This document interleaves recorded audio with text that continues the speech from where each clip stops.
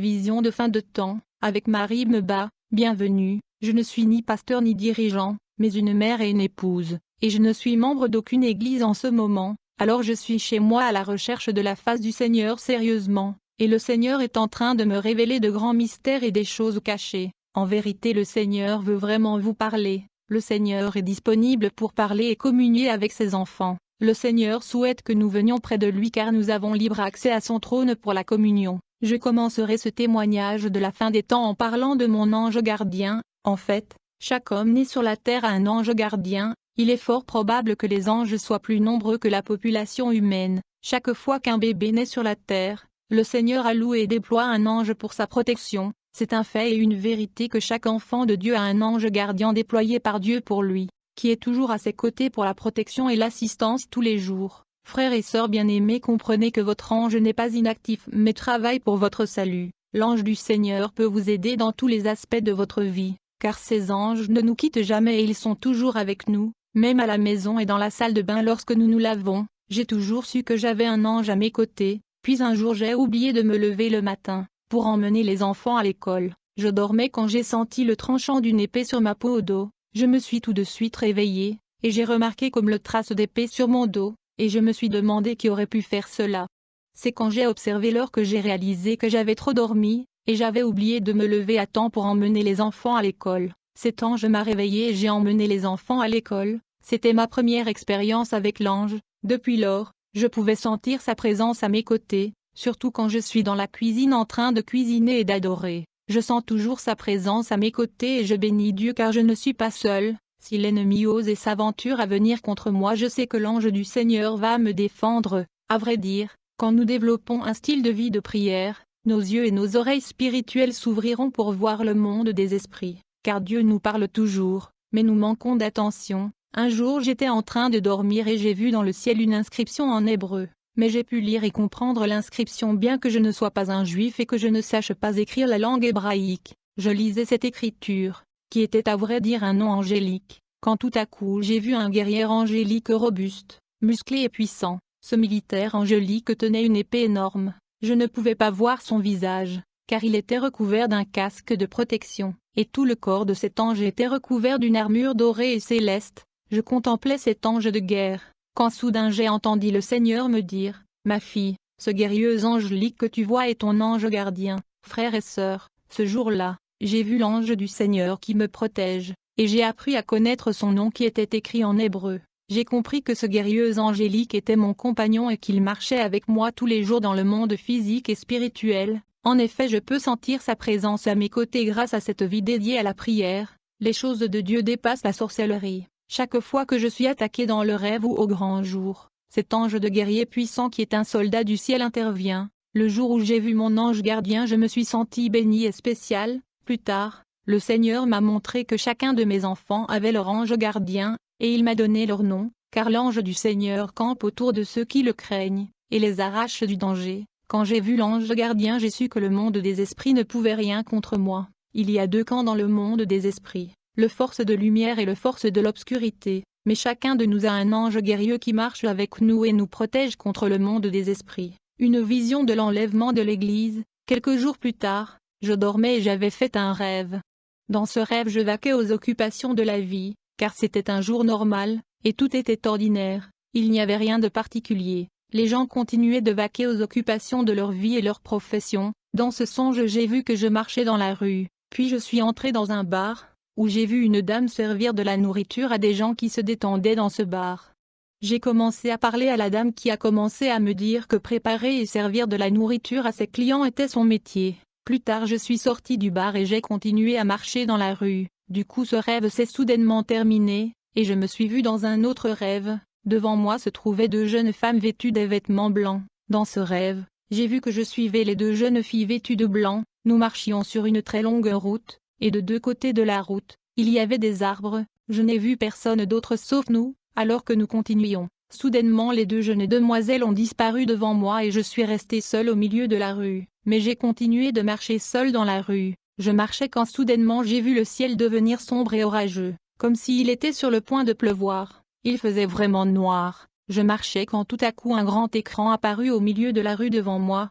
Quand je regarde, je pouvais voir qu'il y avait des écritures qui défilaient sur l'écran, qui étaient de toutes les langues du monde. Les écritures de toutes les nations du monde défilaient à l'écran. Lorsque ces écrits ont défilé en anglais, j'étais capable de lire et de comprendre son sens. J'ai vu qu'il était écrit « Je reviens bientôt ». Je lisais ceci sur l'écran. Alors que je lisais les écritures défilantes sur l'écran, tout à coup j'ai vu le Seigneur Jésus-Christ apparaître à côté de cet écran. Lorsque le Seigneur est apparu, il a commencé à me parler, et la communication a été télépathique car il n'ouvrit jamais la bouche et le Seigneur me dit « Ma fille, je reviens bientôt ». Chaque fois que le Seigneur disait que je reviens, et quoi qu'il dise défilait sur le grand écran, Jésus a dit 3 fois « Je reviens bientôt ».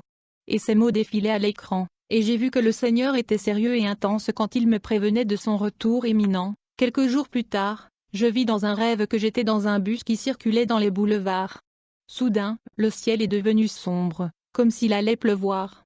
Quand je suis descendu du bus, j'ai vu que j'étais dans un quartier où il y avait 3 bâtiments en cercle, et j'ai vu que j'étais avec 2 personnes et nous étions dans la présence du Seigneur en train d'adorer dans l'espace ouvert autour de ce bâtiment. Alors que nous continuions à chanter et adorer le Seigneur, soudain il a commencé à pleuvoir, et malgré la pluie, nous avons continué à chanter dans la présence de Dieu. Je ne connaissais vraiment pas les gens qui adoraient et chantaient pour Dieu avec moi, mais nous étions en communion. Alors que nous avons continué à chanter, tout à coup j'ai vu des anges radieux et rayonnants descendre et monter au ciel. Quand j'ai vu ces anges descendre sur terre et monter au ciel, j'ai arrêté de prier, et j'ai commencé à les observer, et j'ai demandé à ces anges rayonnants: je ne comprends pas pourquoi vous montez et descendez avec une telle rapidité, quel est le problème? L'ange me demanda: vraiment vous ne savez pas ce qui va se passer dans le monde?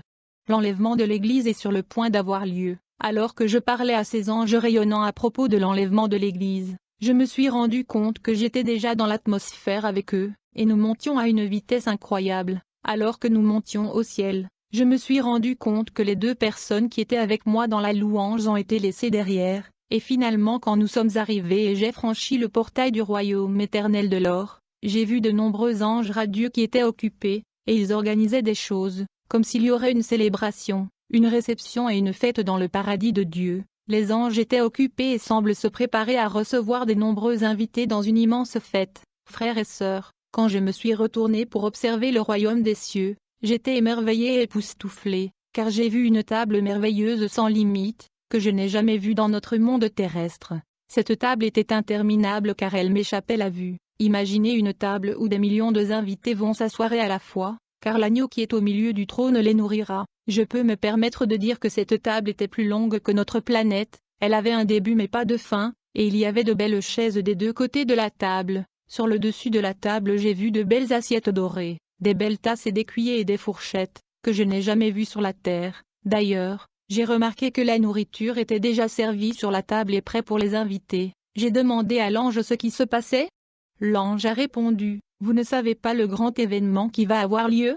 L'enlèvement est sur le point de se produire, le Fils de Dieu est sur le point de revenir, et la nourriture est prête pour les invités. Les gens viendront de l'Est, et de l'Ouest, et de Nord et du Sud, et s'inclineront à la table dans le royaume de Dieu. Beaucoup viendront de l'Est et de l'Ouest pour partager le festin avec Abraham, Isaac et Jacob dans le royaume des cieux. Quelques jours plus tard, je dormais et le Seigneur m'avait ouvert les yeux, et je vis les étoiles dans le ciel bouger. Alors qu'il y avait des mouvements des étoiles dans le ciel, tout à coup j'ai vu mon fils se lever dans le ciel. Je me demandais où il allait.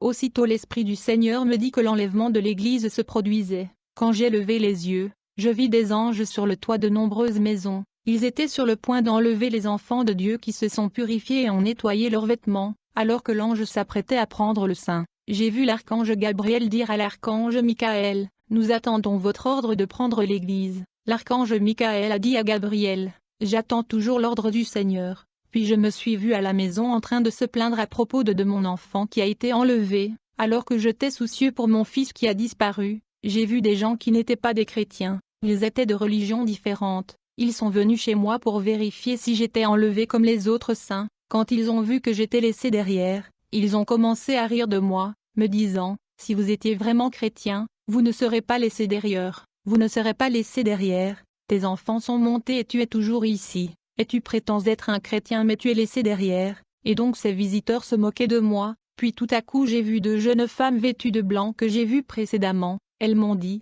quelqu'un t'attend là dans la chambre. Puisqu'ils ne m'ont pas dit qui m'attendait, j'étais nerveux et je n'ai pas eu le courage de me lever et de rejoindre l'homme qui m'attendait dans l'escalier dans ma chambre. Quelques minutes plus tard, les deux jeunes filles ont disparu.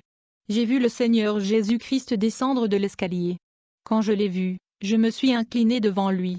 J'étais en larmes et je lui touchais les pieds, comme le dit la Bible, tout genou fléchira devant lui, car quiconque voit Jésus aura l'instinct de s'incliner devant lui. Je veux dire que je me t'ai rendu compte que j'étais déjà à genoux sans que je le sache. Alors que j'étais en larmes, j'ai vu le visage Seigneur qui souriait, et il est venu avec une belle couronne qu'il tenait. C'était vraiment magnifique. Les gens qui étaient venus se moquer de moi étaient émerveillés et étonnés car ils voyaient aussi le Seigneur. Quand Jésus est descendu afin de me relever, j'ai vu que j'étais guéri de ma maladie quand il m'a touché. Il souriait toujours. Jésus m'a élevé et m'a attribué la couronne de la vie. La Bible dit, « Soyez fidèles jusqu'à la mort, et je vous donnerai la couronne de vie. » Quand je me suis réveillé, j'ai écrit le message et partagé avec mon mari. Alors je me demandais comment puis-je partager le message de l'Évangile en Angleterre car je ne parle pas anglais. C'est alors que j'ai pris le t-shirt et j'ai écrit « Jésus revient bientôt, donnez votre vie à Jésus ». Je le portais pour évangéliser, puis j'ai décidé de mettre le message dans les réseaux sociaux.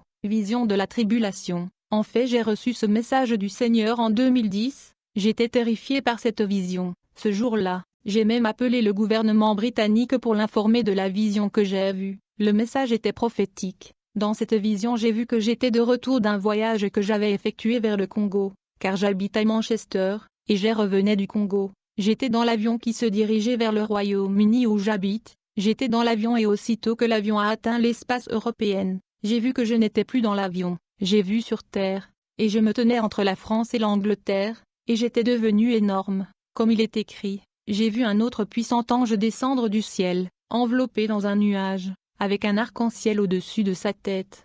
Son visage était comme le soleil et ses jambes comme des piliers de feu. Il plaça son pied droit sur la mer et son pied gauche sur la terre, puis il cria d'une voix forte comme le rugissement d'un lion. Et quand il a crié, les sept tonnerres ont résonné leur voix, et donc j'ai vu que j'étais devenu énorme dans cette vision, et j'avais placé mon pied droit en Grande-Bretagne et mon pied gauche en France, car j'étais vraiment énorme. J'étais tellement grand que je pouvais voir tout le continent, mais quand j'ai observé le continent européen, j'ai été choqué et terrorisé par ce que je voyais. En fait, j'ai vu que tout le continent européen avait été frappé par un énorme tsunami. Le tsunami était tel que les infrastructures routières, le bâtiment et l'aéroport ont été réduits en ruines et en poussière, tout a été détruit. Les voitures et les avions dans les aéroports ont été détruits. Dans la vision, j'étais si énorme que je visualisais tous les débris et les décombres sur tout le continent. Je pouvais soulever une voiture ou des avions détruits par ce tsunami. J'ai pu voir des drapeaux de pays qui étaient au sol à cause de la catastrophe. Toute l'Europe a été bouleversée. Puis j'ai vu le drapeau de l'Amérique au-dessus de celui de l'Angleterre. J'ai eu cette vision en 2010 mais en janvier de cette année 2019, le Seigneur m'a ouvert les yeux et a transporté mon esprit en Belgique. Je me souviens que je ne dormais pas. C'était une vision en plein jour. Dans cette vision, j'ai vu que tous les immigrés africains et toute la population qui n'était pas autochtone étaient rassemblés et alignés. On leur demandait d'où vous veniez et on leur demandait de retourner chacun dans son pays. Je suis ici pour vous prévenir, immigrés africains en Europe, de vous préparer. Nous sommes au bord d'un événement apocalyptique. Le continent européen sera touché par un désastre tel que les immigrants et les Africains seront renvoyés vers leur pays. Une catastrophe ou un désastre va se produire, il sera écologique avec des implications économiques, mais nous ne savons pas quand. Nous devons simplement nous préparer, car ce cataclysme est sur le point de se déclencher.